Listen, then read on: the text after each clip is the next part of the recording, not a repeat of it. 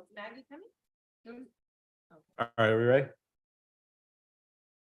All right, good evening, everyone. Welcome to the closed session of the Hermosa Beach School Board for today, Wednesday, July 12th, 2023. Calling the closed session to order. Dinah, will you take the roll, please? Board Member Barrow. Present. Board Member Cluth. Board Member Bove LaMonica. Vice President Clerk Cole. Present. President Gardner. Present. 2 absent, 3 present. Thank you. Next, we'll have oral communications from the audience to the board. I'm seeing nobody in the room here. Do we have anybody on the virtual areas? No virtual comments. All right, seeing nobody anywhere, we will close public comment and adjourn to closed session. Thank you.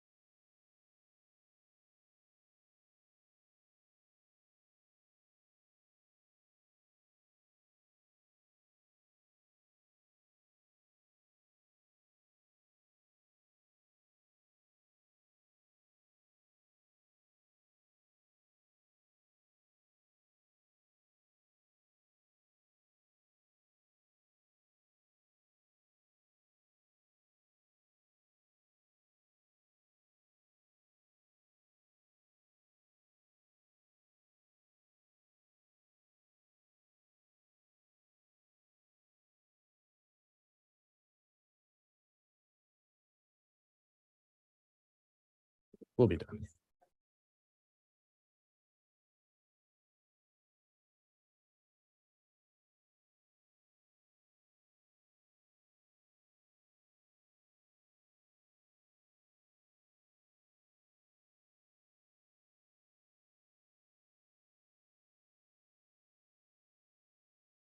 Are we ready to go? Ready to go? Let's do it. Do it. Do it. All right. Good evening, everyone. Welcome to the regular meeting of the Hermosa Beach School Board for today, Wednesday, July 12th, 2023. There's nothing to report out of the closed session, so we are now calling the open session to order. Dinah, will you take the roll, please? Board Member Barrow, Present. Oh my, there's Maggie. It's very loud. Board Member Clue, absent. Board Member Bove LaMonica, There's Maggie on the Zoom.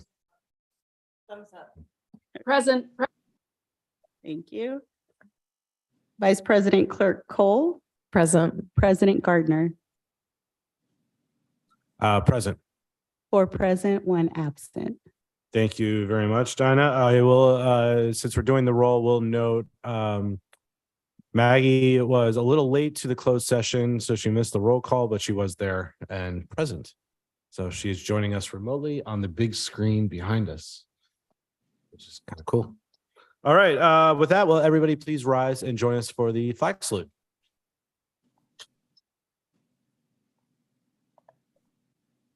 Pledge allegiance to the flag of the United States of America and to the republic for which it stands, one nation, under God, indivisible, with liberty and justice for all. Thank you, everybody. We will now move on to approval of tonight's agenda. Is there a motion? So moved. Thank you, Jen. Is there a second? Second. Thank you, Kathy. All in favor? Aye. Aye. I think I need one more. All right, there we go. And Maggie's thumbs up. Maggie's thumbs up. We'll take that for sure. All right, the agenda is approved. We will now move on to announcements. Dr. Johnson.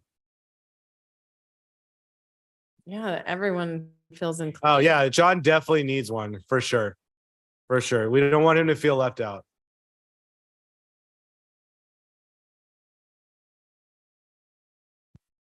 All right, announcements and our special guest. All One of our right. special guests. I am very proud and excited to introduce Allison Montoya. She is our new assistant principal. She was a board approved last month, and she is here tonight to introduce herself to our distinguished board.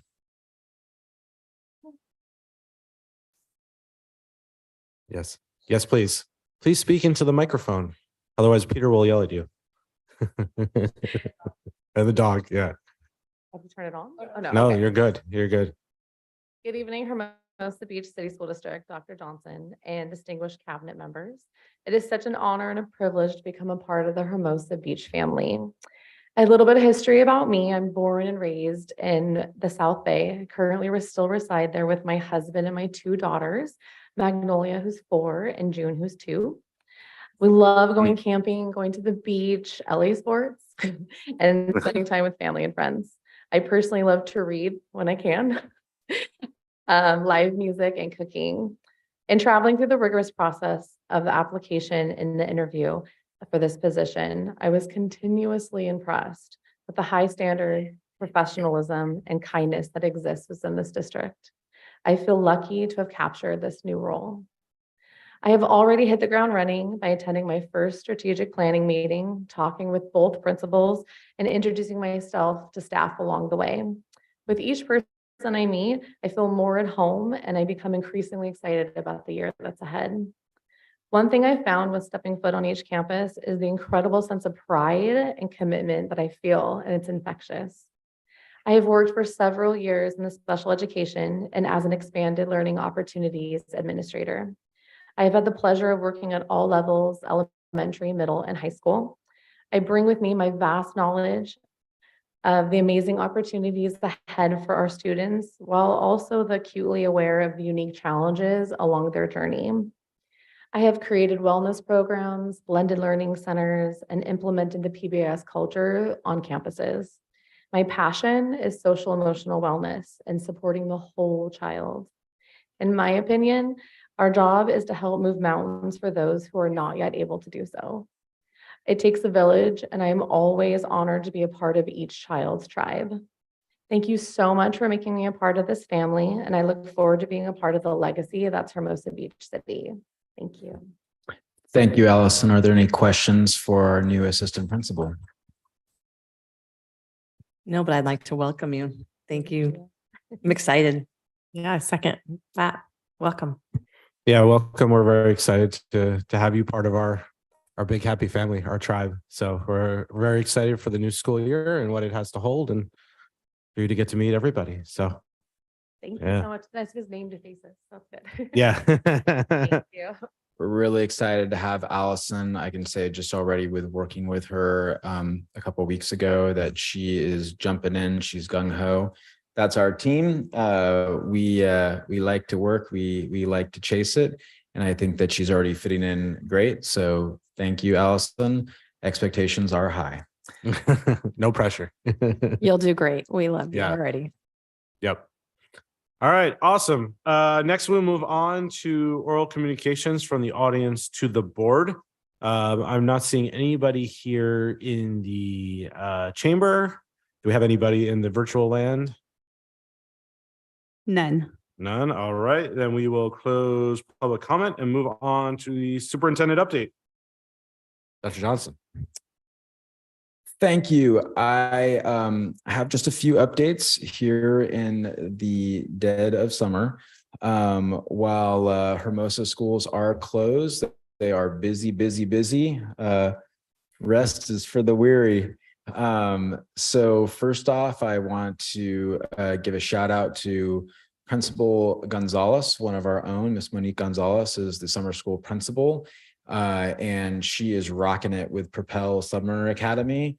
We are at Vista where it is being held and having such a good time. I've gotten into every single classroom with Miss Gonzalez and got to see our teachers working with students, and they're having a good time, and they were keeping it fun, educational, and engaging. So kudos also to our families who, were brought their kids to summer school, who were recommended in order to participate. We appreciate your support and your help. And then I'd also like to give a shout out to Star. Star is running their summer camp program. It is a full house. Her Hermosa families maxed out this week. I know that myself because I ended up on the wait list for my own kid. So it is just booming. And so I walked into one classroom, there was a snake on the ground and the kids were talking about the snake, and it was a very big snake. Walked into another classroom and the kids are doing an art project with like this whole like clay esoteric. The guy was very zen.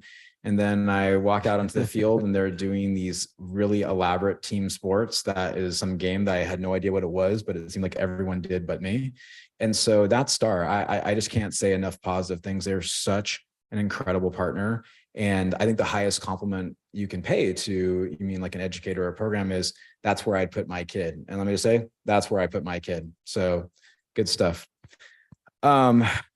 Next, I want to highlight that today I was in the new preschool room with the new preschool teacher, Jessica, and it was really exciting. I cannot wait to show the board the updated preschool room. It was super cute.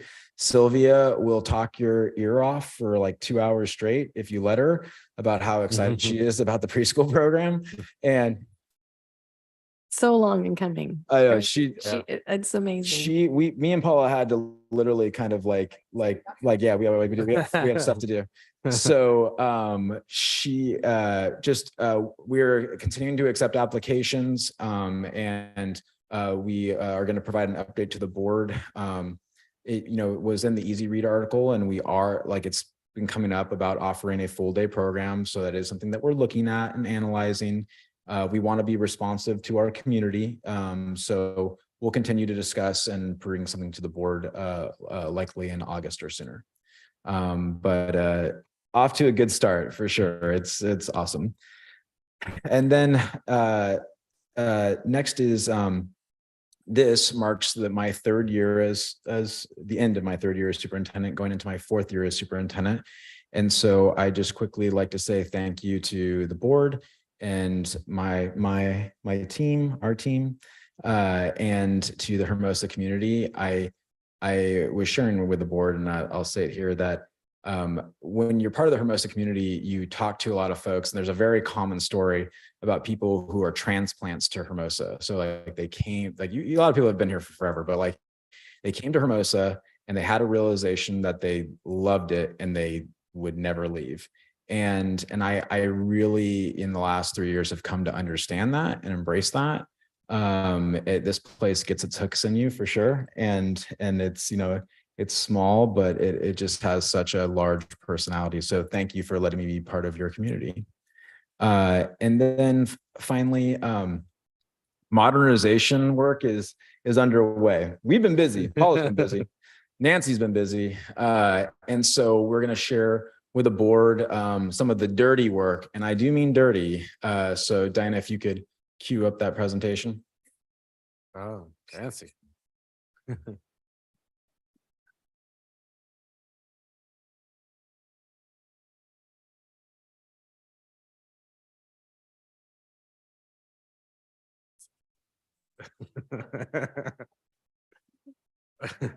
It's all good. All good. All right, here are just a few photos. Nancy helped me put this together. Nancy always wants to include like 20 photos. And I was like, dude, you only get 6. All right, so here we go. Slide. All right, so this is the floor removal at Valley School. I just think that machine is hilarious. Did you get to drive it? I did not have the pleasure of driving, but I wish that I could. It's it's like those things that like the parking attendant has, only it's like really doing work. So like what are those things called that like the parking attendant like rides on with like the 2 wheels? Segway? Yeah, a Segway. It's like a Segway bulldozer. Yeah. So the floor is coming up in all the rooms. Paula and I today actually walked through every single classroom of the work, and we're very, very excited. Slide. So this is another example of floor finishing that's underway. There, what you see on the right picture will be the home of the new district office located at Hermosa Valley. And up there on that stage, Paul is going to be up on the stage, which I kind of like. Dance. Yeah, I kind of like that. And I'll have to. She says I have to stand at the bottom of the stage when I'm talking to her. Slide. And this is the wallpaper removal in preparation for painting. That's the main office there on the right. And then that's also the workroom there on the left. So even the main office and such is going to get some tender love and care. Slide. They're going to be replaced. Yeah. Lots of tender love and care. So this is Hermosa view. And there you see a little before and after. There's that carpet that definitely needed some replacing. And this is the after. Slide. There you see the view school restrooms fixture removal. This is, so I was there today. This is definitely the dirty work for sure. Those guys, man, they are taking down bathrooms that have been that way for a very long time. Like these bathrooms are ancient. So we are so happy to be able to get this work done. I really do feel like we're doing the work that people who probably have no idea who we are down the road will be like, man, I'm really glad that someone did this. Slide. Speaking of dirty work, you mean like we are not sure what's in that water, but we definitely don't want to find out. Nope. I tell you, I walked in, it was a little bit smelly. But this is a good example of like there was underground plumbing work that whenever I talk to Tracy Robinson, I always like this. She always tells me like, no one's fixed this for da da da da da. Tracy, you're not watching, but if you were, love to you. And so like I always joke with her, like I want to be like, well, I'm gonna be the guy that, after 20 something years. And so one of the things was the water pressure. And so one of the things we discovered in the lower plumbing and her building actually were rocks that had been embedded into the plumbing main lines. That Paula actually was playing with on her desk because she has like the main line that is the rock was embedded in. So just a lot of great work being done. Our contractors have been awesome, and a huge kudos to Paula, Nancy, and Jay. I mean, they have been working around the clock. And you know, I can tell you that like I love Erickson Hall. I mean, like but like, you know, right now they are Erickson Hall because they're serving as the contract managers, and you realize how much you miss a construction company when you don't have them anymore, and they're dealing with all this stuff. So I just like, that said, like the three of them are making our dollars go incredibly far because we are not facing that markup. And I mean, to me, like it's, you know, when you're small and you have few people, that's a high degree of accountability, and people put blood, sweat, and tears into this. So I just want to thank you folks. I mean, like, for just doing an incredible job. I think we're in better care of your hands. Slide. And that, yeah, that's right. And that concludes presentation. Short and sweet. Thank you. Yeah. We leave you with poop water. I mean, like, that's what we leave you with. Thank you. Yeah. All right. And that is the end of my superintendent update. Thank you, Doug. No problem. Are there any questions on the superintendent update? Nope. All right. All good. Then we move on to board reports. We'll start down at this end because there's only this end. Kathy. I have nothing. Nothing. Jen? No. No. All right. I did attend the tri-agency meeting with Jason. He'll talk more in depth about what we discussed, but I just wanted to mention that the group, the school district with the city council and the city manager and Beach Cities Health District, there was a lot of camaraderie and interest in working together to improve Hermosa across all three governing bodies. And the meeting was all very, very positive and interest in the work that's being done by each group. And so it's really great. And, you know, to continue those sessions and have them be regular is really terrific. I think a lot of good came out of that meeting, and I know will come out of the work that's being done by each group and in future meetings. So with that, we will turn it over to the superintendent report and board discussion, and we will start that with R-01-2324, our bond survey. Mr. Isom.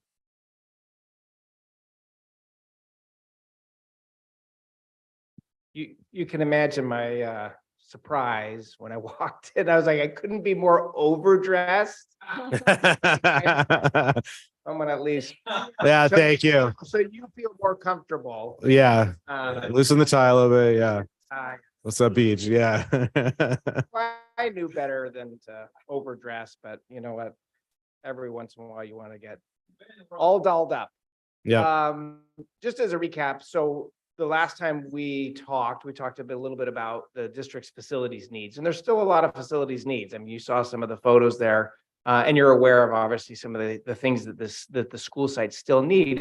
And you guys tasked us with exploring the feasibility of a potential school improvement bond measure, specifically to say, hey, statistically, can you do a survey of our voters and give us some data back that's quantitative, that's easy to understand, and that can point us in the right direction if we want to continue to explore, because this is just step one of the process. So I'm going to report back to you the results of that survey. Again, step one, as it relates to the results of our telephone survey. Do I have the power? I do have the power. Okay. All right. So just by way of overview, 14,000 registered voters, not all of them vote. So our pool of voters was going to be likely voters or potential voters. So if you're newly registered or you have voted previously, we were going to include you in our pool. Now you had to have a phone number, you had to answer the phone, which is increasingly more and more difficult. But I'll admit I didn't answer the phone. You didn't? No. You should have. You're as valid as anyone. It felt weird. I'll be honest. A lot of board members say, oh, no, you don't want my opinion. It's like, no, we do. You're as valuable as anyone's. So mid-June, we conducted about 5-6 days worth of calls. You can see about 268 people participated, which is good. It's actually a little bit higher than the last time we did the survey. So we were pretty pleased with those results. And ultimately, what we were trying to determine is attitudes and perceptions, right? Attitudes towards the district, towards projects, towards tax rates, and ultimately, would you be willing to vote for a bond measure? And if so, what might that look like? So that's the goal here, and I'm going to report back on some of the specifics here. So some of these questions, and I'm not going to read every question. I'm not going to speak to every answer. I'm going to point out some of the highlights. It's kind of redundant. You can see in front of you what you have, but we do start off with just education in California. And that's always an interesting one because like you see here, your community is pretty split, right? Wrong direction, right, about the same, 38, 39%. But then we say, how about locally? And then you can see you got tremendous results, right? Only 2% of your voters said poor or very poor. So that's a big deal because when you're talking about going to voters and asking for their help, you want them to like you. And they certainly like you when you're looking at this information. 80% or more say good to excellent. We also want to test the condition, or again, perceptions of the condition of the facilities. And you can see we asked the question, how good are the schools? And most people think they're really good. Now, sometimes that's a challenge because then there's the question of, well, why do you need the money? Everything's so great. So you have some people that think they're fair, some poor, good chunks say that they're good. So this is less of a, we're desperate, we need your help, and therefore approve your school improvement measure. And more so one of, hey, do you like us? We're going to ask for some modest asks. We'll talk about the taxes and get your opinions on that later. At the end, and we put it here just for the purposes of this presentation to kind of follow along, we do ask a demographic question. So connected to the schools, are you or not? And you can see a huge percent, 60% have no ties to the school. That's pretty shocking. I thought so too. Yeah. Only 20% have kids in school currently, and about 20% have kids in the past. This is important in two ways. One, it lets you know that you can't just rely on your parents to carry the day. You have to rely on people that don't have a connection to the school. So the messaging, the ask has to be acceptable to them. But two, it gives you a pretty good sense that this is a fair or representative sample, right? Again, it's people who were called were random sampled. So you don't get the opportunity to say, hey, do you want to, do a little survey? Go ahead and go to SurveyMonkey. And then all the parents do it. And then you have skewed data that's slanted towards the parent community. This is really the likely voter of Hermosa Beach community. This next slide here, we call this the benchmark. It's a pre-benchmark question. I'm not going to read it, but the punchline is, we read the yellow box, the 75-word ballot language, run-on sentence, but that's what's required under the law, something looking very similar to that. We disclose a little bit of projects because we run out of words. You disclose the tax rate, you disclose a bond amount, and then we say, if the election were held today, would you vote yes or no? I call this kind of the gut reaction, right? You got hardly any information at all. And it's basically fix the schools, do a bond, have a tax, yes or no. And encouragingly, 59% of your voters said they would vote yes if the election were held today. So the lens that I'm going to be looking at, and you should be looking at too, is 55%, right? That's the goal. Things that are south of 55%, okay, problems, maybe not good. Things above 55% we're happy with. In this case, 59 plus, there's the lean yeses, the undecideds, the lean nos, and then about 30% are strong no at this point. Again, absent any information.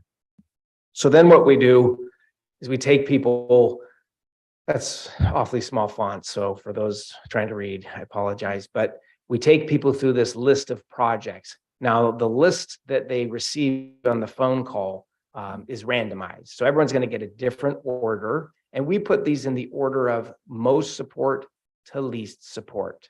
Okay. So what's the most important? to Hermosa Beach voters, science labs. That was a little bit of a surprise to me. Most people like fixing old, renovating, safety technology, but new science labs, that was top of the list. Old, and then here you see the olds. Upgrade inadequate electrical systems, health and handicap accessibility.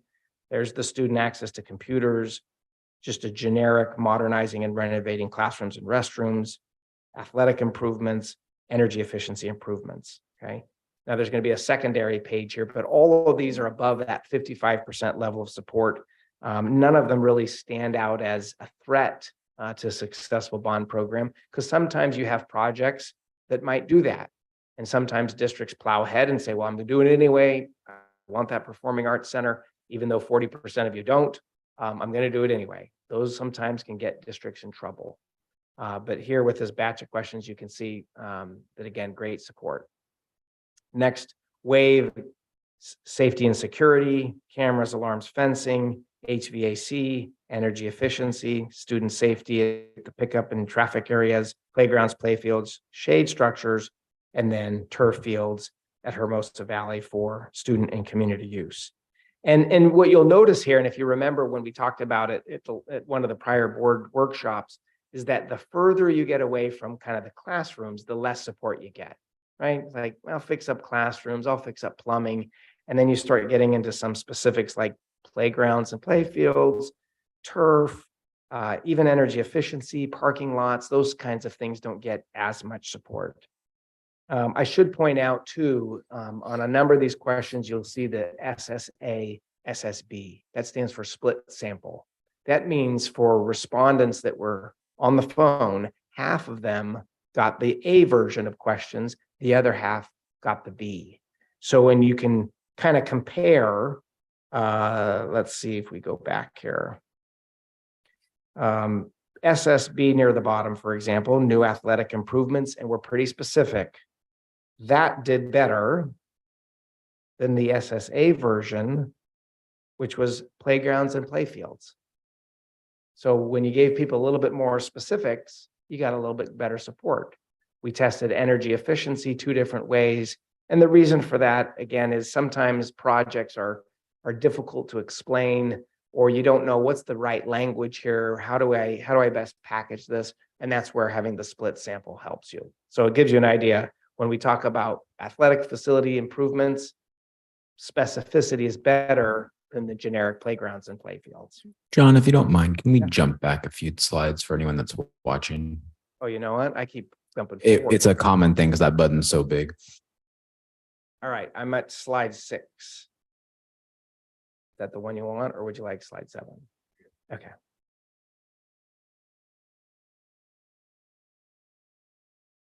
Would you like me to comment? Can you go from 6 to 7? Yes. Okay. So there was there was. Oh, when I was trying to go back and forth, I wasn't going back and forth. No. Overdressed and incompetent with the stick. Okay. So again, let me draw your attention to, for example, on slide 7, SSA, third from the bottom, is the playgrounds and playfields for school and community use. Decent support, but the prior slide, second from the bottom, SSB, new athletic improvements, the track, volleyball courts, turf fields for school and community use. That one got more support. Energy efficiency improvements to lower energy costs, increase savings, and improve the budget. SSB did better than the third from the top, energy efficiency improvements, including solar. So it's interesting. A lot of times people like more general language. In this case, the voters liked a little bit more specific language, or at least they liked the specific language that we were providing. Right. Yep. Can I ask a question? Please. So you don't think that something like, say, for the turf fields at the bottom there, that's not gonna hurt the bond if we, That's 'cause that's a pretty, it seems somewhat unpopular. And I'm afraid I don't want to hurt the bond if we promote yeah, that. no, that very valid point. If there was one project on this on this slide that sticks out a little bit. In particular, it's easy to fall in love with the reds and the yellows. Like people like it, people like it, people like it. But we also need to look at the oranges. And if you look at the oranges, that's the one project that had over 20%. And if you added the green, over 30% of the people saying, I'd actually be less likely to vote for it. Now, what districts do in your situation, they can say, well, we still think in our wisdom that we want to do this. When it comes time to doing a campaign, just like any campaign, you don't say, here's the 100 items on the menu. You say, well, I'm going to talk about the 5 key pillars of what we're doing. Here's my campaign themes. And I probably wouldn't mention, shade structures or playgrounds or some of those things that were lesser accepted. Or you could take a much stricter approach. It's not necessarily an issue for you because budget's not going to be an issue. But many districts who say, gosh, I can't get enough bond dollars to make the improvements I want. What do I get rid of? We don't have that issue here. So you if you were a more a smaller bonding capacity type district with less wealth, then this would be the first thing that I would recommend to cut by way of priority. But it's a little bit on the fence politically, but certainly that is the least popular of all the things that we tested. And not every person got the question, right? That you polled, of the 268, they all got some question one, about her. Yes, if it doesn't have an SSA or SSB, all 268 got the questions without the split sample. Okay, So statistically, those projects or those questions are a little bit more reliable as far as margins of error because you had 268 people respond as opposed to 134. got it. Yep. Okay. Moving on to taxes. Again, one of the great advantages that you have is you have tremendous wealth in your assessed value, in your tax base relative to your needs in the district. And so for the types of dollars that we were exploring, we don't even need to test $30, which is the max that a district can go for here. We don't even need to test 20. So we said, we'll start at 12. And where's the level of support? So when you ask voters, would you do it for 12? And this too was an SSA, SSB. Half the people got annual, $12. The other people got $1 a month per 100,000 of assessed value. And you can see respectively 52 and 59% level of support. So some tax sensitivities. I mean, even at $12, you would think, well, that doesn't seem like all that much. But for Hermosa residents, there was a little bit of pushback on that tax rate.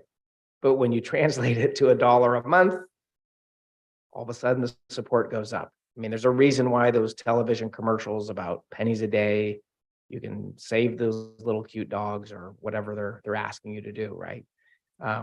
So a little bit of a mixed bag on the tax rate at 12. We tested 9, 61 and 64% respectively when you're talking 75 cents a month per 100,000.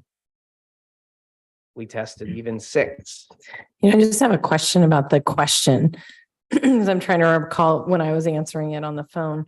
This was the survey was quite long for someone who's just picking up the phone. And I remember thinking at this point, I don't really know what he's asking me. I don't really know how to evaluate it.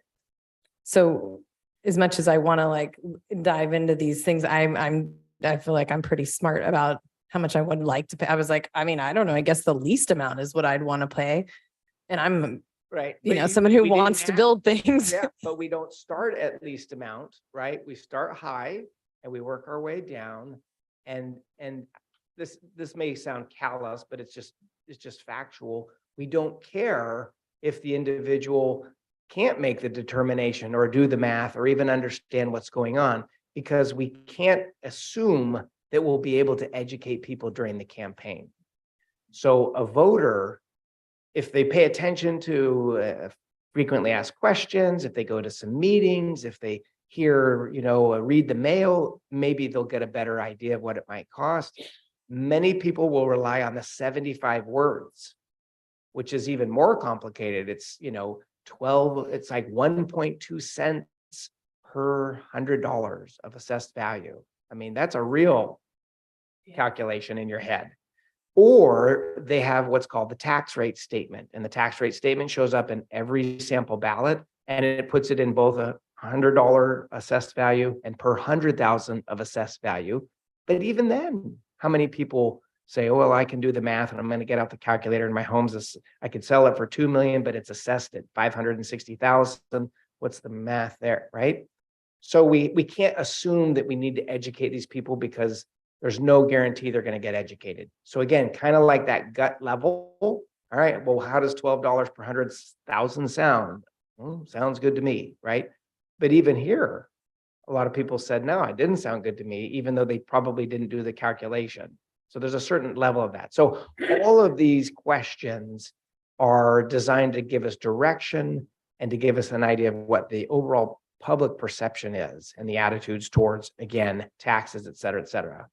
But as you get down to these different levels, you know, $9 per year per 100,000, great support. $6 a year per 100,000, great support, 50 cents even. And if you remember, this is what might be the most appropriate option of all, but we had the concept of a tax rate extension, which is the old bond, you've been paying whatever, $40. That goes, part of it goes away in 2030. Let's just keep paying $40. What do you think of that? And here, 72% support, 19%. Yeah, that's going to be a good against. option. I wrote down like, oh, ask them about that. But the most interesting thing, not the most, but a very interesting sidebar is look at the level of support on the prior page. $6 a year, it's the same 72%, right? I mean, the one thing you get is you get a little bit less opposition, meaning some of the people that said I'm no for any new tax, but you extend it. Now I'm a maybe, right?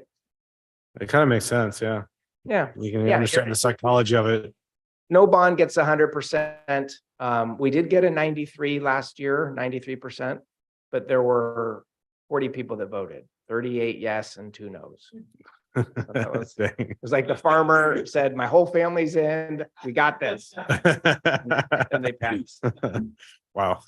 So good news, I think, on the tax tolerance front, you know, the culmination kind of all of this is what we call the post benchmark. Now, people have been, I'd say, fairly well educated. You just said it was a long survey. You got project after project after project. We threw tax rate after tax rate after tax rate. And then we say, now that you've heard all this information, if the election were held today, would you vote yes or no? And what you see here is that the needle has been moved, right? We went from 59% support up to 66, right? You went from basically 30% down to 27.5%.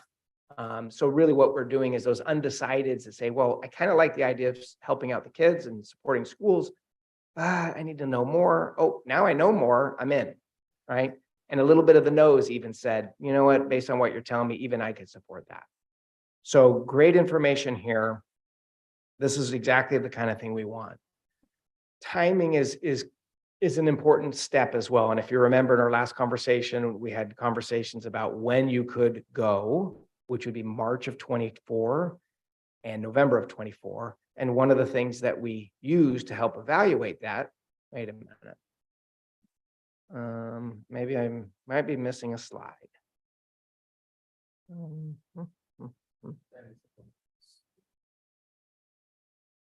Okay, well, you don't have it, but I have it here, and you'll be able to follow along, and I'll send what I but don't turn me off all the way because I got one more slide.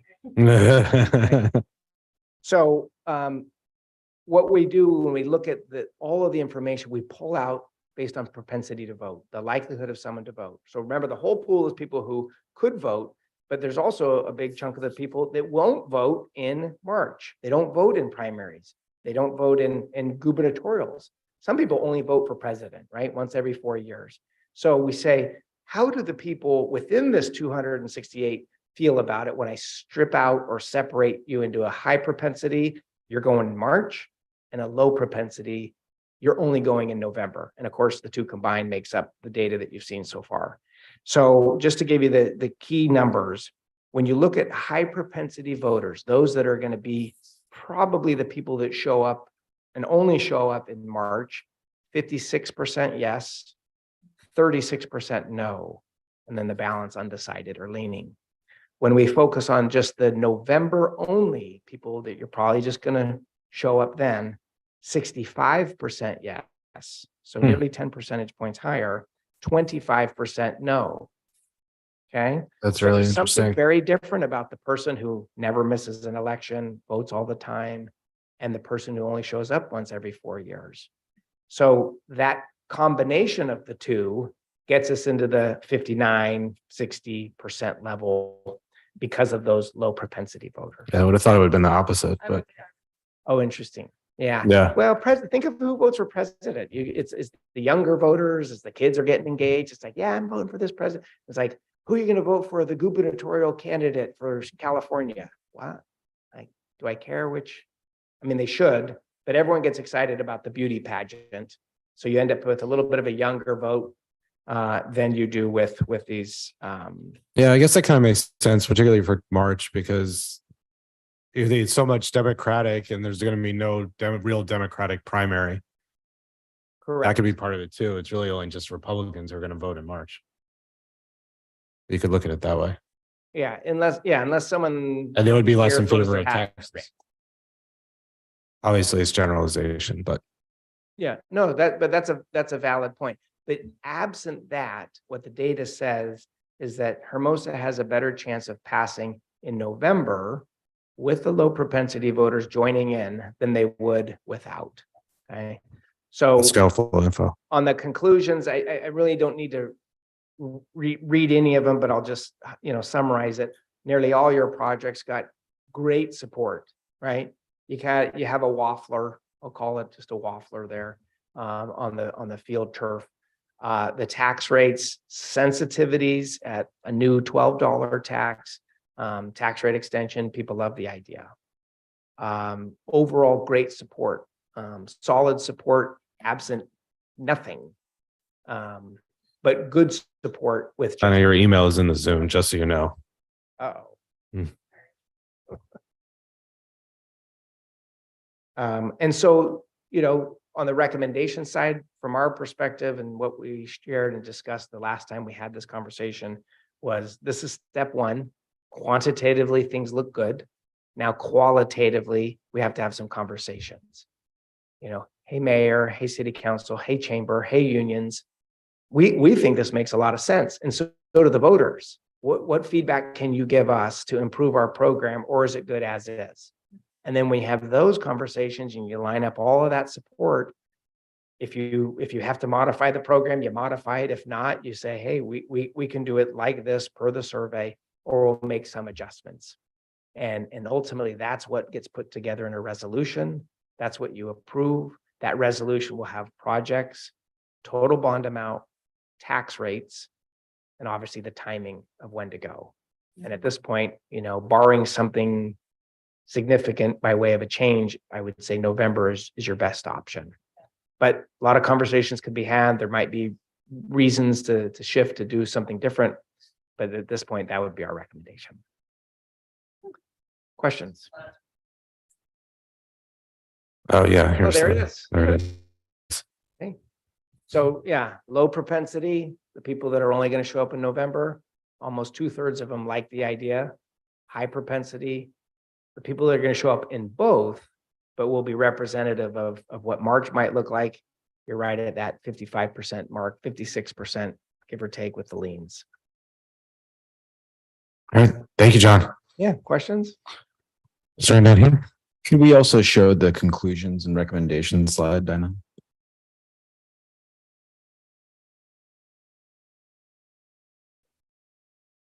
That's slide 15.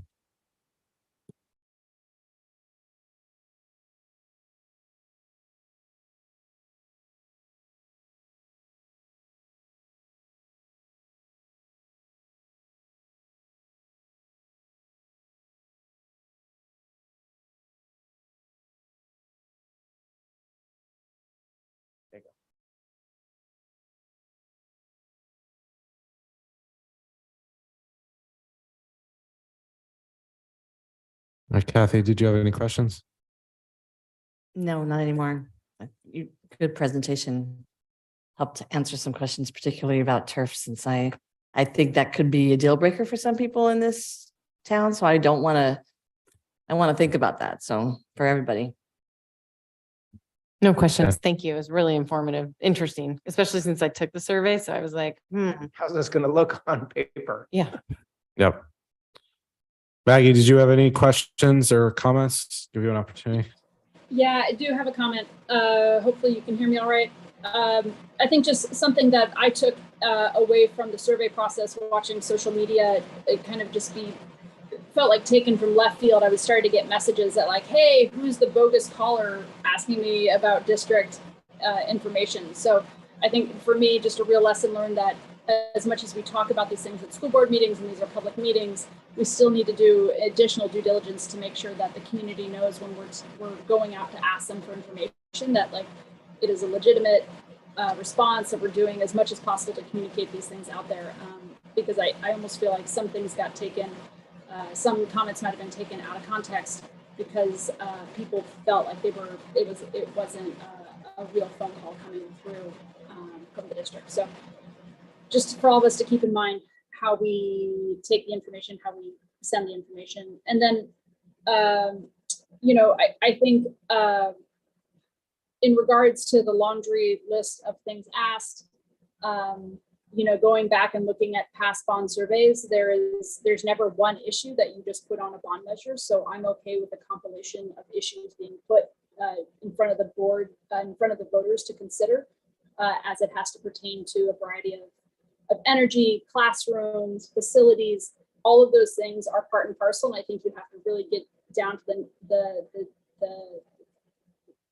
very fine details to understand like why putting solar panels is helpful to also improving science classrooms, right? It's not just a one-off. We're not just trying to do one thing. It is a whole amalgam of things that we're trying to do together. And so we're not going to just ask the voters for one thing. It will be a variety of things that we'll have to go and ask for. And so I think it's okay that there's a mix of responses off of that list. That's it. Thank you, Maggie. Yeah, no, I agree. What we put forward is going to be a combination of these things. It's good to see what tracks better and what tracks worse. Even if we put them all on, it's like, as you said, what are we going to emphasize and really put as in the front and center of the campaign, which are we going to more de-emphasize where we go out to talk about this. So I think it's really helpful to have those pieces broken down. So this is super helpful. It gives me a lot more information and insight and where we need to go from here and what, could potentially pass. And obviously it's good first news of where we stand. Yeah. That we're not just getting, shot down immediately. Because I don't know if you can come down from where we are, but I don't know if you can go up from if the numbers were reversed. We've had surveys where I have to say, well, this is not going to be good news. Yeah. And you explain that they don't have the support. So this is good news, but first step, good news, and hopefully we can build off of that. Yeah. Yep. Awesome. Thank you. You bet. Thank you. Lay back or is this? Keep it. It's your souvenir. Yeah. All right. Next, we'll move on to R-02-2324, the tri-agency report. Judge Johnson.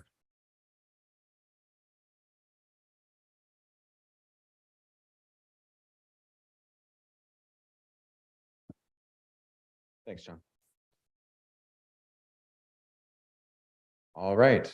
Good evening, board. Aloha. So tonight, I'm going to expand on what Doug brought up in regard to our tri-agency meeting. We work very closely with the city of Hermosa Beach as well as Beach City's Health District. This is a long-time partnership, but we do feel it's at the height of its partnership. And we're excited to share some of those successes tonight.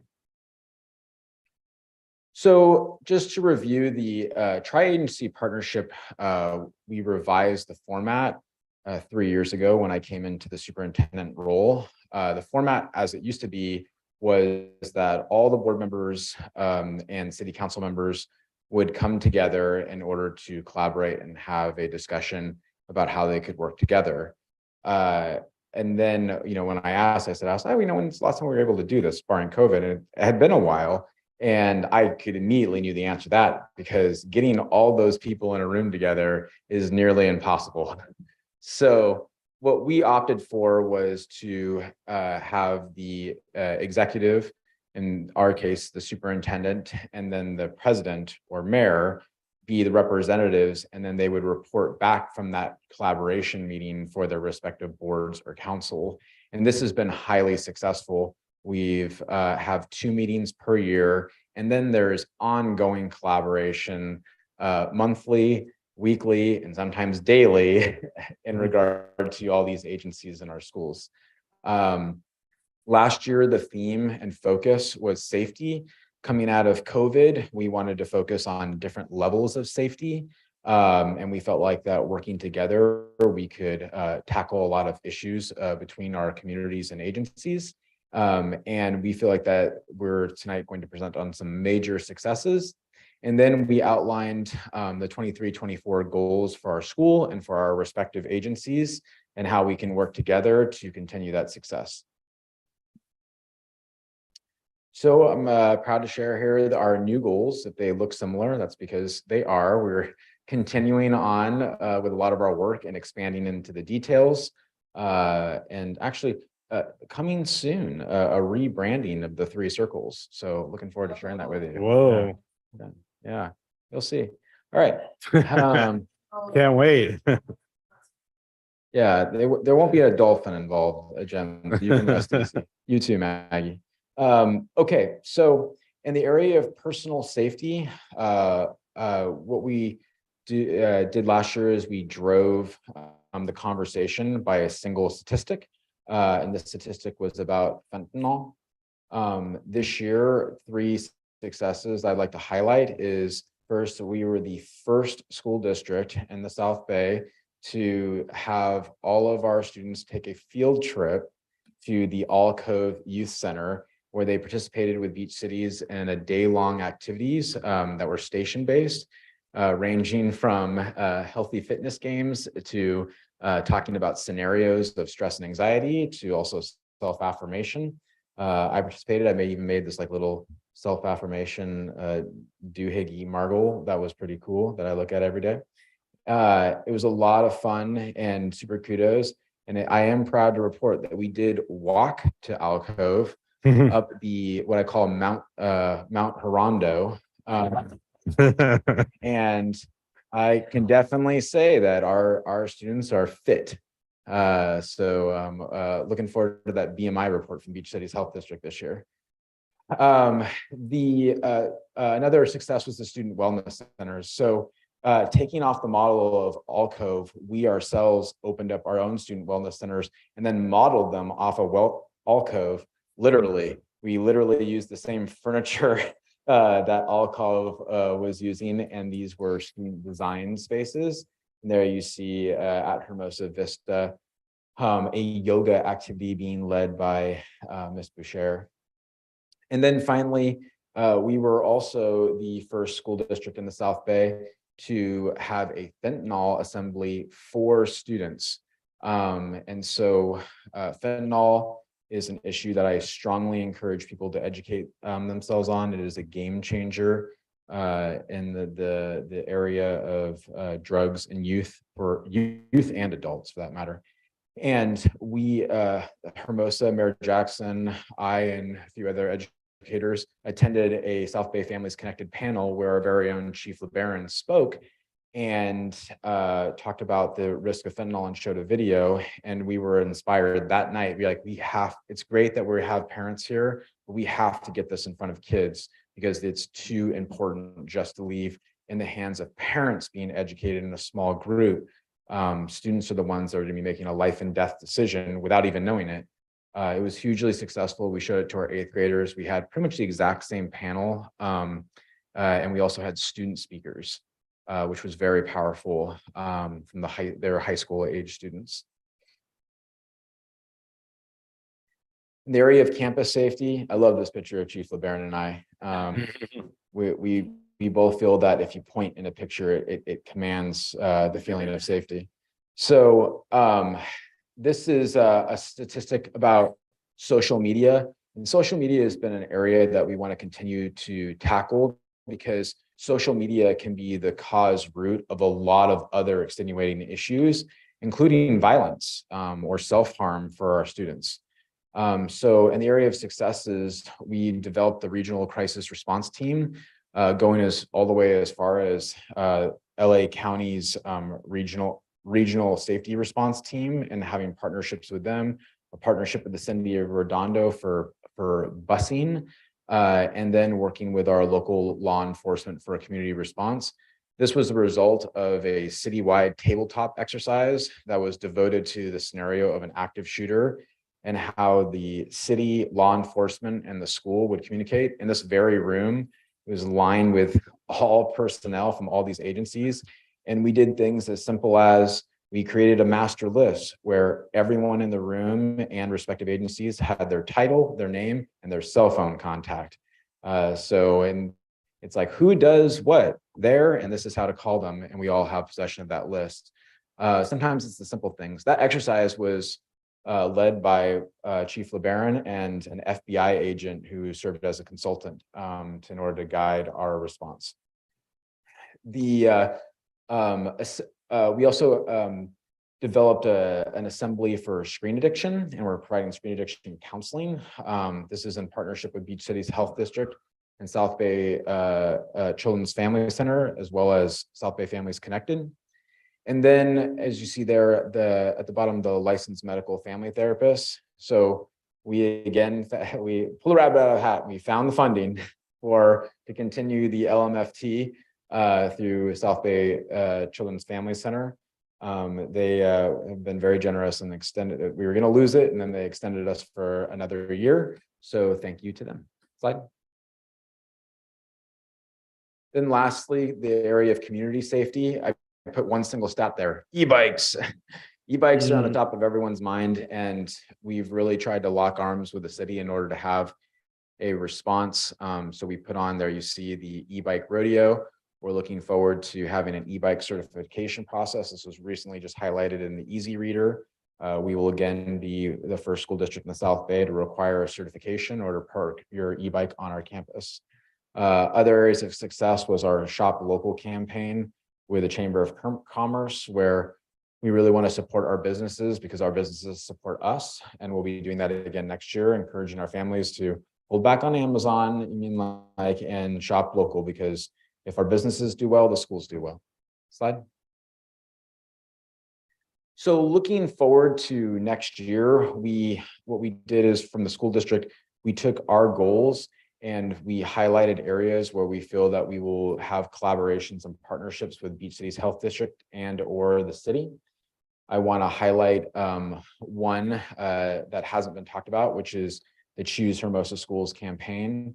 You'll see our banners and our flyers pretty much all over the place, every business, and then the yard signs and residents and in public parks. This is a team effort, and we want our families to know that, if you send your kid to our schools, that is a very proud and promising choice. We have a lot of community pride here, and I want every single child who lives in Hermosa to attend Hermosa schools. Why? Because we're the best. Slide. In the area of culture of excellence, I wanted to highlight that we are continuing to develop partnerships with local agencies. Indivisible Arts and Resin have been very closely tied with Beach City's Health District, and their partnership is expanding. And we will be doing the same and offering activities school-wide to get our students connected with therapeutic art. And we'll be working with the city in order to develop like a space where our students can have that experience. And then just another thing to highlight is we're continuing to look for opportunities in order to expand our students participating in career pathways. So major kudos to Jessica at the Chamber of Commerce. In August, we'll be having Lemonade Day, where students in Hermosa will have the opportunity to partner with a business mentor and to sell in front of their business a product of their choice and have the opportunity to partner with that vendor for a day in order to learn about running a business of their choice. Finally, in the area of equity and inclusion, you see in social emotional wellness, when I was talking to the group, I highlighted everything. There's just so much, and there's so much richness in the area. And this year, we really believe that providing counseling is one thing, but we want to do is provide a broad spectrum of support in the area of social emotional wellness. So to give you an example, Alcove is going to provide an intervention for at-risk students. So if our administrators feel that a student would benefit from going to Alcove, that can be a recommendation as a diversion for alternative discipline. While at the same time too, we're going to continue with Joan Jenkins, who is part of the Juvenile Diversion Project, because her mentorship on campus we found invaluable. And then going further, we were continuing with such as the LMFT, because in some cases, this is a non-disciplinary issue. And the student, requires intensive family counseling that we want to be able to provide through school services. That is just a small microcosm of what I call niche targeted counseling, where one size does not fit all. And the area of social emotional wellness, we want to approach it in the same way that we approach differentiated instruction, where we recognize from an instruction standpoint that students require a variety of interventions and types of instruction in order to be successful. We feel the same way about providing social emotional support. I just cannot be more proud to work with these really awesome organizations and their people and their governance. The cool thing about these meetings is you get an opportunity to meet with the staff and their boards that govern them. And I do think that we, in the last 3 years that I've been part of this process, have just experienced so much success under some pretty trying circumstances. And rather than bringing out like the challenges and the problems, it's brought out the best in our collaboration.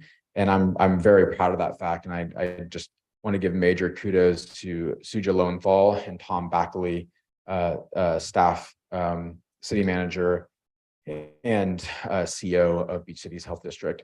Their partnership is just second to none. Thank you. I'll take questions at this time. Thank you, Dr. Johnson. Do we have any questions on this end? No, thanks for getting it going again. Yeah, no, thank you for not only getting it going, but spearheading and driving the whole process. It really is you and the district team driving the rest, but it's bringing good results, as I mentioned earlier. So thank you. Thank you. All right, we'll move on to R-03-2324, the Equity and Inclusion Update and the 23-24 Action Plan.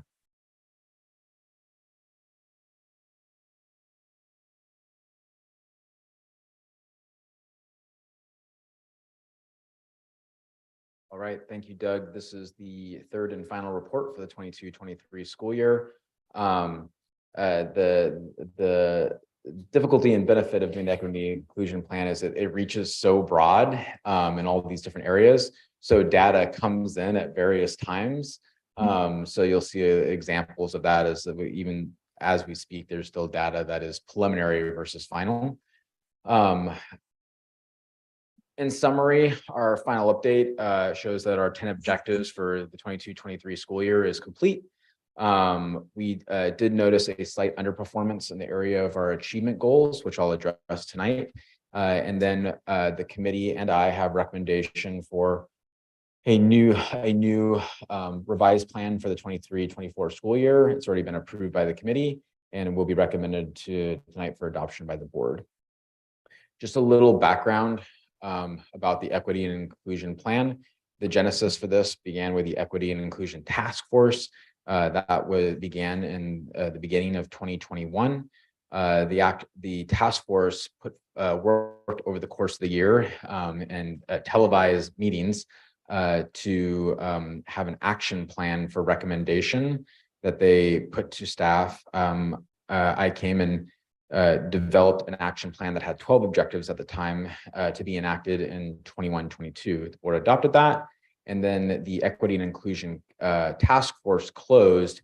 And then we had a nominated committee made up of parents, staff, and students.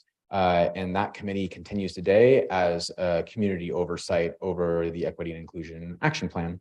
This process is rinsing and repeating each year. And now, if you can believe it, we are going into the 4th year of this process, and it's truly rich work. And there you see the 6 objective or the 12 objectives for the 22-23 school year, which is mirrored around color coordinated community leadership, being a data-driven process, and achievement and wellness for all. When people ask me like, what is the equity inclusion action plan? To me, that's what it is, right? It's the community's lead.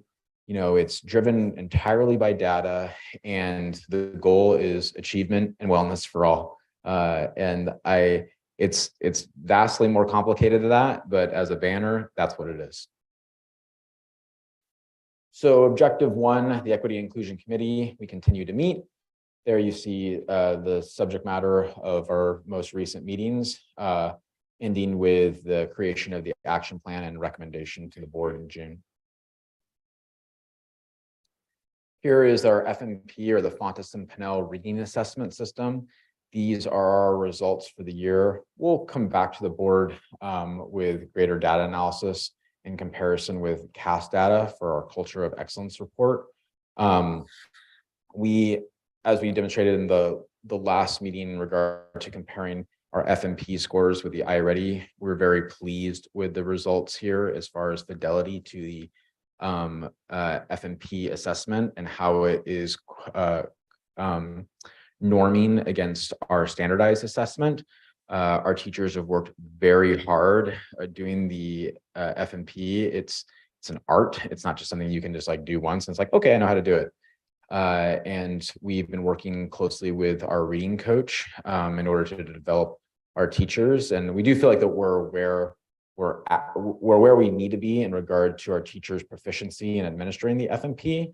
And we continue to look forward to like how you take that data and you put it into practice. Next, the panorama assessment. This screening was done in February. These results were presented to the board and also reviewed with staff, students, and then provided to the public and exists on our equity and inclusion dashboard. Objective 4, the TRI benchmark system. I'm going to spend a little bit more time with this objective because preliminary data is in. So there you see the state assessment, which I'll just take a minute. The CAS scores that we have are not finalized, and typically districts do not present those scores until September when the CDE gives their stamp of approval. We're working with LACO in regard to the preliminary scores accuracy. Just we're like, okay, is it 95% accurate? Is it 98% accurate?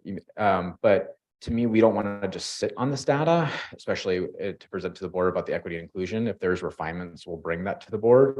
But these are the scores in the context of our equity and inclusion goals. And we look forward to providing the CAS scores to the board and to our families in the near future once we have a clear assessment of the accuracy of the scores. In the area of the state assessment and ELA, we look for the number of students that are below target or below standard. And there you see 23% and 25% in the areas of reading and math. And when we say 6% or 1% below target, we established a 3 to 5% growth is our goal target. So this is the percentage level that we fell below target for those scores. So in the area of math, we were 1% below our target or our goal. In the area of reading, we were 6% below, and those were our growth targets overall. Grades 1 and 2, they do not take the CASP assessment. So we give a final third iReady benchmark assessment. And there you see that 17% of students were below grade level in reading and in math. And respectfully, we were 1% above target in the area of reading and 3% below target in the area of math. And then finally, in the Fontes and Pinnell reading assessment, 20% of our students assessed below grade level in reading, and that was 3% below our target goal. So there you see the overall scores in the elementary results. I'm going to show to the board data that we demonstrated last year, and it's something that we'll continue to work with our staff on at the middle school level, which is prior to us sending our students off to high school and getting them ready for that next step. So this is the 6th grade assessments, and we are always looking for 3 assessments in order to understand how our students are performing academically. And so what I'm going to compare here is the iReady trimester 2 data, the benchmark trimester 2 data, and then the grade distribution for trimester 2. So in iReady, you see that in ELA, 31% of the students were below standard. For the benchmark that was giving, 8% of the students were below standard. And then by grade distribution, the number of students that received a D or an F, being what we qualify as below, was 0%. And then the grade distribution at trimester 3 was 1%. And our preliminary CAS scores demonstrate that in CAS, students in 6th grade, 30% were below the standard, or did not meet the standard. So kind of, it matched with the iReady, more or less. Exactly. So there's a stronger correlation between iReady as a predictor and the final CAS scores. However, grades do not correlate with the preliminary CAS scores. And so our takeaway here is that we continue to seek making sure that grades, and more importantly, instruction, is standards aligned. And this is definitely not like, oh my God, what are we going to do? This is normal. You mean like that grades not always match up with standardized scores, but now we have multiple assessments in order to demonstrate like that comparison. And the question is, where from here? And I think the important thing is that you possess the data itself, right? You mean like, and that this data is less important in our hands and more important in teachers' hands. And we feel like that we've refined a system that we can get that into teachers' hands more quickly in order to be effective. And that's why we're sitting here looking at preliminary CAS scores and not waiting until September to be like, okay, they're finalized. We want to use this data to inform starting day one. I won't go as deep into, but as a demonstration, but there you see the 7th grade results. Here, there is definitely more of a correlation between grades, particularly in the grades and assessment, particularly in the area of math. And I do think that's normal for there to be a higher correlation because math does tend to be more assessment driven. Mm-hmm.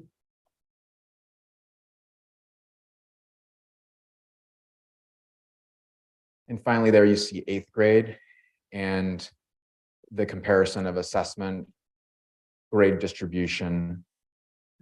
And in science, there you see that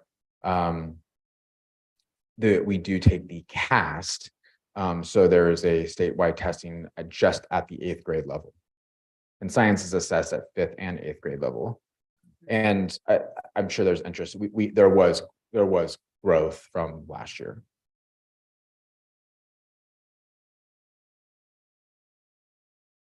Okay, moving on to objective 5. The equity dashboard is still going. There you see Eileen's fancy redesign image that I think looks cool. It even has its own little logo there where it's like the funny bar graphs with the Hermosa Beach logo. And we're still very proud of being a Golden Bell Award winner in the area of achievement, data transparency, and climate. In the area of professional development, this was reported on at the last benchmark. We continue to work with Dr. Orange, and there you see the structure of the professional developments. Going into next year, we are working to return Dr. Orange. She's considering, she's a very busy lady and we love working with her, but we recognize that she is in high demand. And this year, our approach would be that continuing to be more tailored to the needs of the sites and those staff members to drive how they work with Dr. Orange.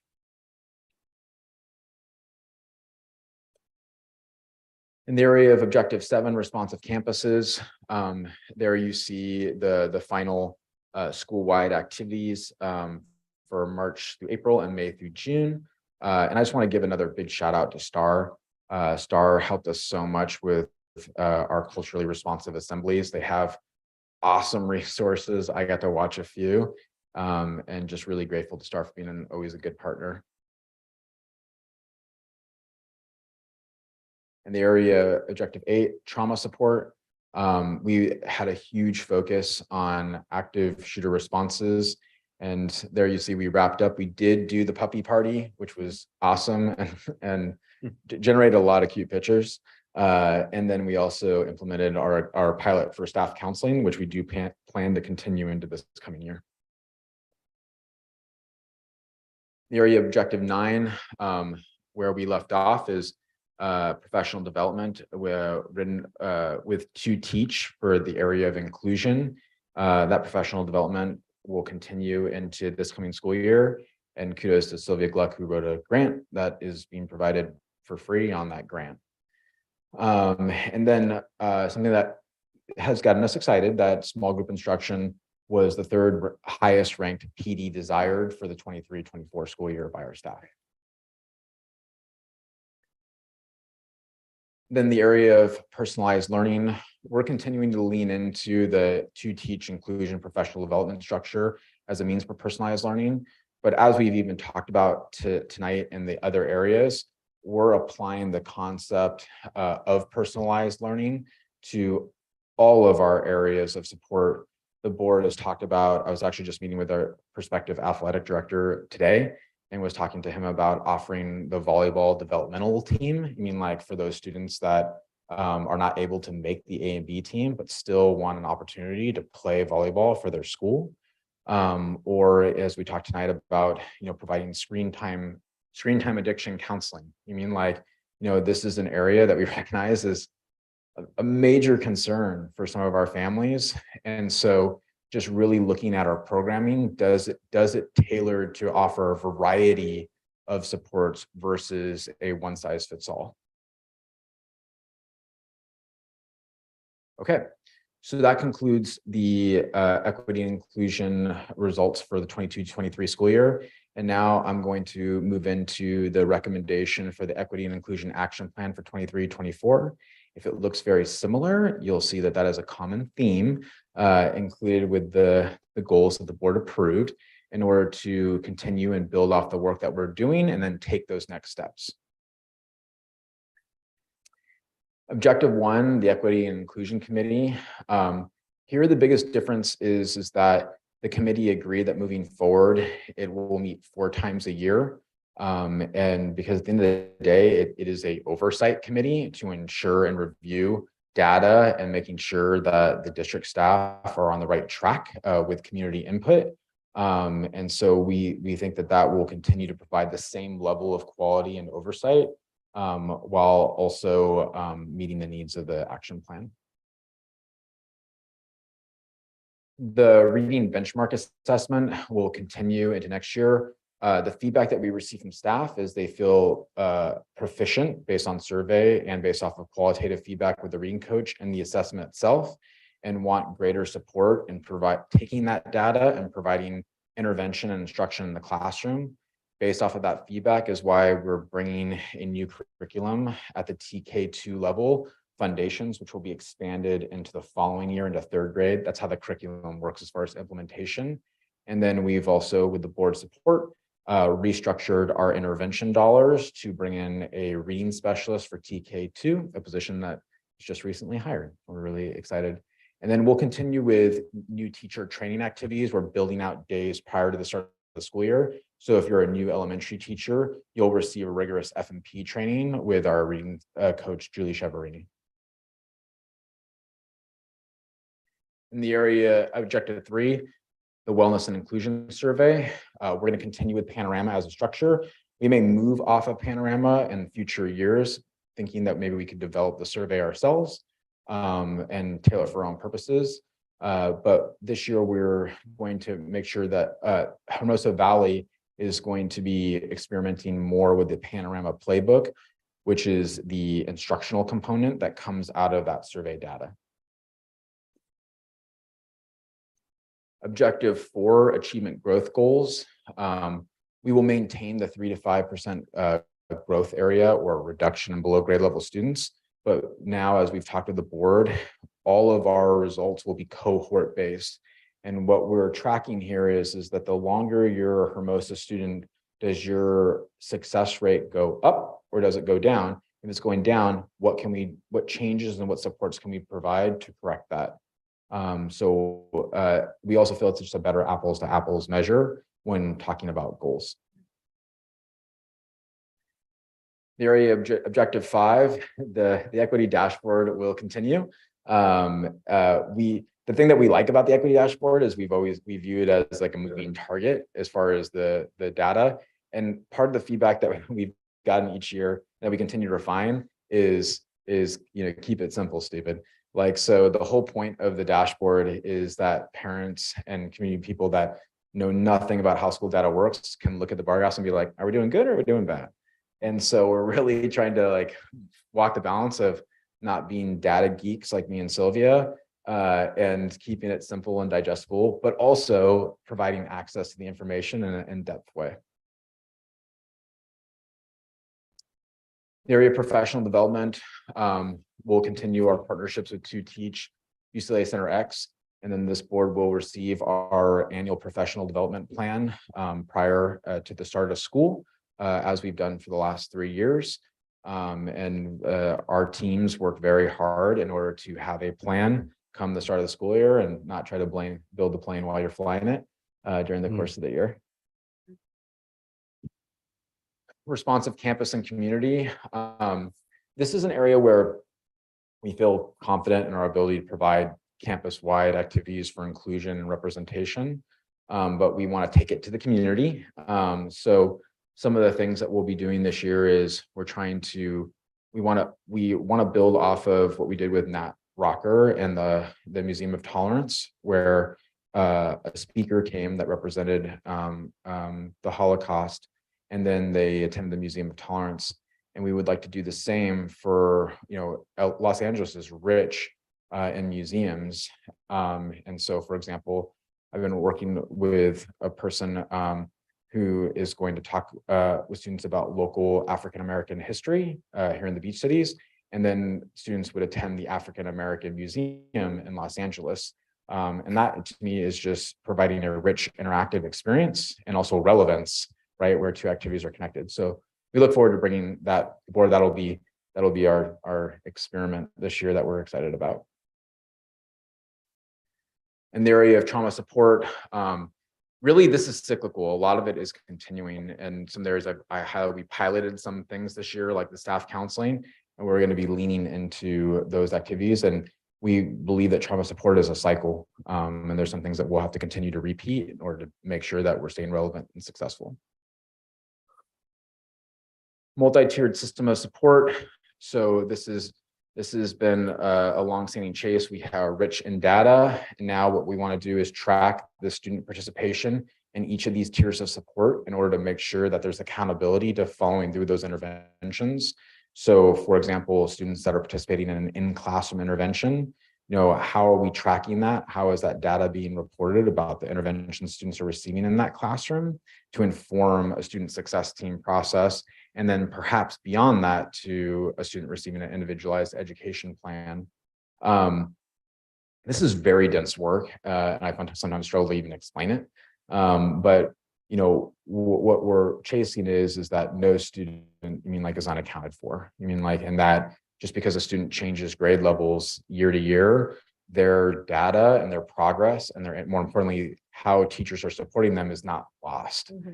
So hence the Power School Data Tracker, where each student has a traveling data profile when they begin with us with TK. And that information is all accessible on that student's profile, TK through 8, rather than having to go find it in a CUME folder somewhere, or call up the teacher record last year and be like, hey, what do you know about this kid? That is our goal.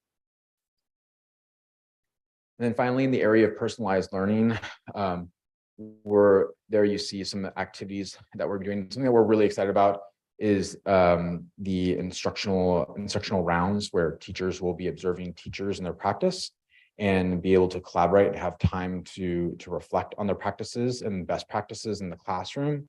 And then I mentioned earlier about program participation mapping, and in order to look school-wide and see, all of our students involved in something, and then for those that are not, or lesser so, what can we do to support them and get them involved the same way that we would approach academic intervention. Thank you. I know it's a lot of information, and I only say that because it highlights all the amount of work that comes from so many different people, from parents who serve on the committee to students involved in the work on multiple levels, from committee members, to student participants such as the Student Advisory Council, all the way to, of course, our teachers who are on the ground floor and dealing with these challenges on a daily basis. So just an incredible amount of work and team effort goes into this, and credit to the board, Jen and Maggie in particular, who served on the equity task force. Thank you. At this time, I'll take any questions. Thank you, Dr. Johnson. Jen, any questions? Kathy? I have no questions, but I am impressed by all the hard work that's going in and all the data that's supporting all the plans and goals. So it's pretty great. Good job. Yeah. Maggie? Good. All right. Thank you. Another great year, and we look forward to continuing it through with next year. I think it's one of the pieces that really differentiates us and what we're doing. And yeah. Thank you, board. Thank you. All right, we'll move on to consent. Do we have a motion to approve the items on the consent calendar? So moved. Thank you, Jen. Second? Second. Thank you. You guys are gonna have to do all of them. So, all right. All in favor? Aye. All right. Consent calendar is approved. Next, we move on to board action. Starting with Superintendent S-05-2324, the Equity and Inclusion Plan, which we just heard about. Dr. Johnson. Thank you, board. Appreciate you listening, and I recommend the action plan for approval. Thank you. Are there any questions? All right. Is there a motion? So moved. Thank you, Kathy. A second? Second. Thank you, Jen. All in favor? Aye. Aye. Action plan is approved. Moving on to business. This one's a bit of a mouthful. So business B-08-2324 on resolution number 01,2324, assignment of delinquent tax receivables to the California Statewide Delinquent Tax Finance Authority for fiscal years ending June 30th, 2023, 2024, and 2025, and authorizing execution and delivery of related documents and actions. Paula. Thank you. Approval is recommended. This is a renewal contract that comes before the board every 3 years. We are currently participating in this program, and it collects delinquent taxes for us, and they pay us in advance. So it's cash for us. Yes. All right, sold. Is it any questions? No. All right, is there a motion? So moved. Thank you, Jen. Is a second? Second. Thank you, Kathy. All in favor? Aye. Aye. Motion carries. All right, moving on to more cash. Business B-09-2324 on the proposal for the developer fee justification study. Approval is recommended for the justification study to be in place and ready. The fees are due to increase in January. So we do our study now, we get everything in line, and we'll be right in line to adopt those new rates in January. Terrific. Any questions? All right, motion. Moved. Thank you, Kathy. Second. Second. Thank you, Jen. All in favor? Aye. Aye. Good job. Motion is carried. Let's get that money. All right, next. Now we're going to spend some money. Business-B-10-2324 on proposal from rely on mom's electrical services for district office electrical services. Paula. It is recommended that we approve the Rely on Moms or ROM's proposal for electrical room work in room 17, where the new district office will be located. All right, are there any questions? I just am curious about that name. I mean, Rely on moms. Rely on Moms, what do they do? Rely on moms. He's Rely on Moms. He's an electrician. It's just called Rely Rely on on Moms. Moms, yeah. He loves his mama. Interesting. Like it. Yep. So moved. Thank you, Jen. Second. Second. Thank you, Kathy. All in favor? Aye. Aye. Motion carries. All right. Business B11-2324 on the memorandum of understanding with the Florida Institute of Technology. As the board knows, we've always looked for opportunities in order to support our staff and their educational growth and also provide internship and collaboration opportunities for our staff. We have a staff member who's pursuing their BCBA or their board certified behavior analyst certification. This is exciting, and as a result of the recent position that we created, the behavior technicians. So this MOU will support that person and their professional development and their growth. And then they also get a deal by having an MOU with us. So good stuff. Awesome. Are there any questions? Do they do that remotely? It's a remote program, yeah. We pay for them to go to I was Florida. like Florida. Yeah. It's hot. It is. I was there last week. It's really hot. Mhm. So moved. I have Thank no you, more Jen. questions. Second. Second. Thank you, Kathy. All in favor? Aye. Aye. Motion is approved. All right, the last one, B business, B-12-2324 on resolution number 20:2223 for the approval of purchases through the Kaya Construction CAMS number #4-20-78-0089C. Paula. Thank you. Approval is recommended for the phase 2 of Kaya's contract through the CMAS program. These were the additional pending projects that were not listed in the prior presentation. Cool. Are there any questions? No. All right, motion. So moved. Thank you, Kathy. Second. Second. Thank you, Jen. All in favor? Aye. Aye. Motion carries. All right. Board member roundtable. Kathy, you got anything? I have nothing.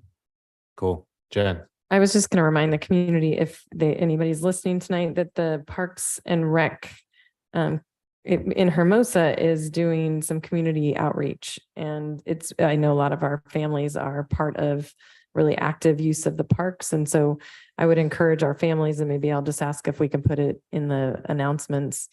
But their next meeting is August 10th. And it's at 6 p.m. here, and it takes about 2 hours, and they break you up into groups. And if you have anything you've ever wanted in Hermosa Beach, now is the time to come, because they're redoing the parks master plan. So they're also a way to give input online, so you don't have to come to the meeting if you can't. They're making it very user friendly, and I think it's super collaborative. Thank you, Jen. That's what I got. Thank you. Maggie, you got anything? She's good. Just a reminder that we continue to remind people, school starts August 24th, August. Second grade is at Vista. Don't go to View. If you're going to second grade, don't do it. Your kid will be late. You don't want them to be tardy. And enjoy the rest of your summer. So enjoy the sunshine. It's probably hot and sunny. So enjoy it. And with that, do we have a motion to adjourn? So moved. Thank you, Kathy. Second. All in favor? Aye.